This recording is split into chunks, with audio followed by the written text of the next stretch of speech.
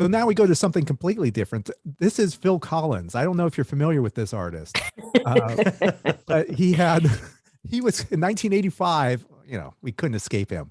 So this, don't lose my number, Billy. Don't lose my number. Who'd you prefer, Billy or Ricky? Who shouldn't lose the number? Well, it's funny. Milli Vanilli was "Don't Forget My Number." Don't forget my number, sure. Yeah. Or Ricky, don't lose my number, Steely Dan, right? Yeah. Well, it's funny because Phil Collins always said about the lyrics that they were completely improvised and he had no idea what they really meant. If you think about it, right? Because it was from his album, No Jacket Required. What I loved about Phil Collins during that time period was that Earth, Wind, and Fire horn section that backed him up, right? That's, like Paper Late. And you think about those songs that they just went to a whole new level with Earth, Wind, and Fire. I'm a huge Earth, Wind, and Fire. Sure, you were in the band, right? Wasn't that you? Larry Dunn, the keyboard player, Oh. with the hair like this. Yeah. I wish from your lips to God's ears I was Larry Dunn in Earth, Wind, and Fire. It's funny. When I did the whole 40 for 40 on my 40th anniversary, I ran into Sway Calloway in the hallway. He was on the air.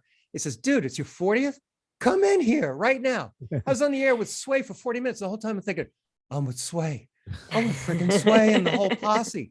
And he said, "What song you want to?" And I went right to it, man. I said, "Let's play Earth, Wind, and Fire right now." So I can't even believe I'm even remembering that. But Phil, that was a great video, and it was kind of like The Good, the Bad, and the Ugly. It was kind of set in that Western setting. But he did have a great sense of humor, and that's I do. If you rewatch the video, they have like the pretentious director who comes in and just kind of throws out some names. I do, as I rewatched it, as he throws out some sort of Western, the first thing out of Phil Collins' mouth is the Alamo.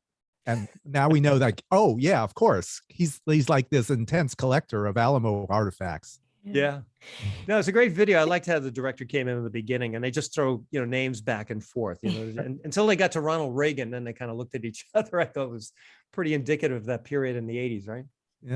No politics aside, of course. So did LIR play Phil Collins? Was this something you might hear on the station?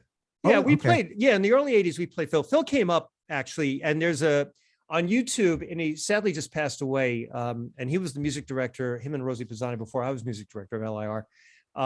Ray White interviewed Phil Collins.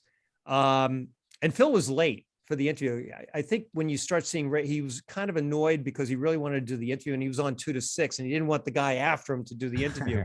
But he did the interview, and Phil, I've met Phil Collins a few times. He's the most down-to-earth guy you'll ever meet. He's really I never really sensed this sense of ego with him. And it's on YouTube. It's Ray White interviewing at WIR Phil Collins. And it was during that time too, as Paper Late and some of those songs were being developed, post Genesis. I remember in the interview, he said that Genesis was his wife, his solo material was his mistress. And I thought that was an interesting analogy. It's in the interview. That's a good description.